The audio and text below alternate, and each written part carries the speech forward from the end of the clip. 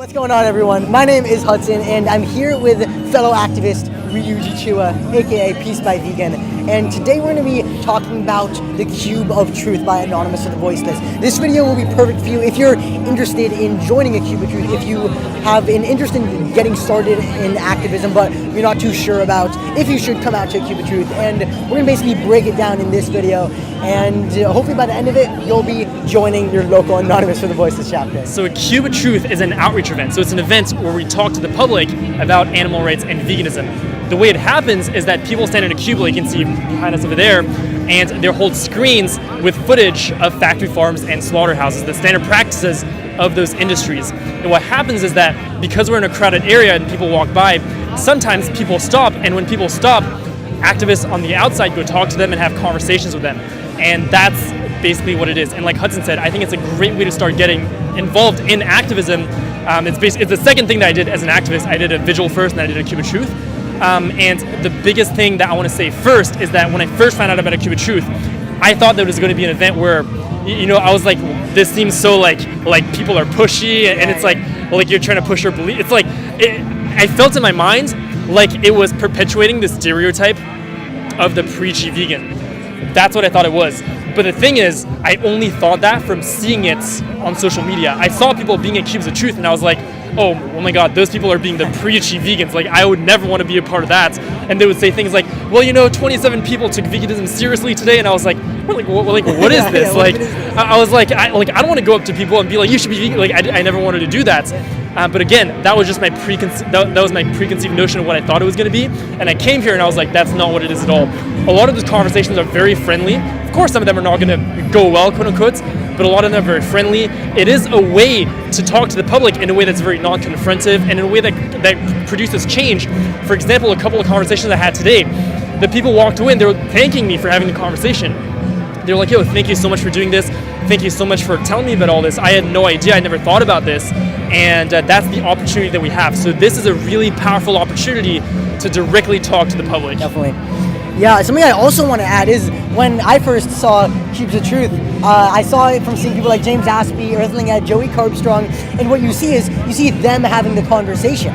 So I was, I think that it's easy to build up this idea that oh my God, I'm going to need to spend so much time before I go to Cube of Truth. I'm going to have to spend so much time researching and learning a bunch of information to have these conversations. Or maybe that's not something you're into. Maybe, you don't find yourself that's a route you want to take, having conversations with people. The amazing part about Anonymous For The Voiceless, and why I think it's perfect for a first event, and why I loved it for my first event getting involved into activism, is because the first time I came, I didn't do any outreach conversations. I stayed in the Cube, and that's, in my opinion, an even more crucial role, an even more legendary role, because it's when you're out getting the photos taken of you and you're having the conversation and you're the spotlight, but that's not possible in any way if it aren't for the people, because nobody would be stopping if we just have some TV on the ground, or if we have some stand. And what makes people come is seeing the masks, seeing real life people holding the TVs. So that is such a crucial part. And in fact, just today, actually, I don't think that it's you reach a point where I'm too good for this. I'm not going to do this. I learned so much by being in the Cube and hearing people's conversations. For today, for 45 minutes before Ryuji came, I was in the Cube, and I think that is an insanely valuable route to take, and especially if it's your first event and you're not too sure about doing outreach, I would encourage you to come to the Cube of Truth, because by joining the Cube, you're able to participate in the event in a very non-confrontational way, especially because there's masks. There's no other time, even if you go to an animal rights march or a vigil, there's no other time where you might be afraid, what if my friends see me? What if, my family, what if they see me? I don't want them to know I'm vegan. And so the Cube of Truth is a great way to do it, because you're wearing a mask, so it's very non-confrontational. You get to hold a sign, and you're doing so much for the animals. You're doing arguably more than the people on outreach, because the core element, the reason why they stop is because of you being in the Cube. So if you're interested in that, I would highly recommend that. Also, if you want to come to a Cube and you're well, I'll do the cube, but I would like to do some outreach. Well, an amazing thing about Anonymous For The Voiceless is that you can actually shadow people on outreach. Just last week, I had someone, they were here and it was their first Cube of Truth, and they, whenever I had my conversations, they would just stand right by me and they'd listen to what I was saying because they wanted to start having conversations eventually, and by just, standing by, they were able to hear how I handle responses, and they were able to hear about how I respond to any negativity or any objections. And so it's a great way to build your activism skills as well, and it's really a great way to just build yourself as an activist by staying in the cube, hearing conversations or shadowing people on outreach, listening to how they do it, and then eventually doing conversations yourself. And all parts of the cube are just so great for a first-time activist. Or if you have been doing activism for years and years and you want to come and actually make a difference, talk to consumers, talk to people and have conversations. And then on outreach, I think that the Cube of Truth is definitely the way to go for vegan activism. Yeah, if I can tell a quick story about that, actually, my first Cube of Truth was at the Animal Liberation Conference last May, which at the time was actually the biggest Cube of Truth in history, which is pretty crazy. That was my first cube. But the point is, I went to that event. I had never been at a Cube of Truth before, and so, like you, I was in the cube for basically the entire time because I was scared to have outreach conversations. I was scared to talk to people, so I was like, okay, let me be in the cube, and so I was safe. But even that was so powerful for me. I remember being there and feeling like I was part of something so big, especially now. These groups, Anonymous For The Voiceless, everywhere in the world. I don't know how many chapters there are, but I know there are a lot of chapters around the world of people doing this. And I just felt like I was part of this huge movement, and I could see through like the slits in the mask. I saw like other people having outreach conversations. I felt everyone standing in solidarity in the cube, and it was just such a beautiful moment. I started cheering up. Like I was like, this is so cool that we're actually doing something about this. So I think this can be a really powerful event. One thing that I talk about too that I think is really empowering about coming to any activism event, but particularly a Cube of Truth, is that when you go vegan, I feel like you can go one of two directions. You can either drive yourself down into a rut, or you can spiral up.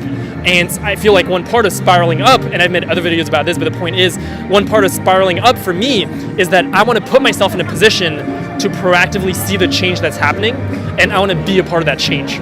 And coming to a Cube of Truth, it's a very clear way to put yourself in that position, because you're literally having conversations with people who are changing in that conversation with you. Like you see the change happening and you're like, wow, this could actually happen. And you see other people changing, you see people stopping and being concerned. And so it's a really powerful way to put yourself in that position for me. Yeah, definitely. Yeah, I think it's one of the most common things that I get people telling me in messages is that they went vegan and now they're so sad and they're not sure what to do. Like it's so heartbreaking at first. And I remember when I first went vegan, I would get really sad every single day. Whenever I saw people consuming animal products, or whenever I would watch animal cruelty, I would get so sad and I would just tear up. And it's interesting, and I realized that ended up stopped happening. And it happened right around when I went to my first Cubes of Truth, when I started going on a monthly basis. And I was like kind of thinking, like I remember I was at like a vigil and like it just didn't really hit me. And then I remember I was like seeing people eating animal products and just wasn't really like hitting me, and seeing factory farm footage, and it wasn't hitting me as strong. Obviously it was still upsetting, but it wasn't hitting me as strong. And the reason why is when I truly thought about it is because I knew that, man, 2 times a week or 2 times a month, I'm coming here and I'm doing my part. And so it wasn't like I didn't feel so hopeless all of a sudden. I was like, man, 2 times a month I'm coming here. Like, look how many people there are. We're here with probably like 30, 40 people, and it was like, and you don't feel alone. When I see factory farm footage, I'm like, man, I'm seeing this footage, and I'm gonna send this to, I might put this, now that I'm an organizer for Anonymous For The Voiceless, now whenever I see really upsetting footage, I'm like, you know what, this would be a good idea. I'm gonna send this to Nell. Maybe he can put it on the TVs and we can show this to get it out there. I'm no longer just feeling helpless about it. And I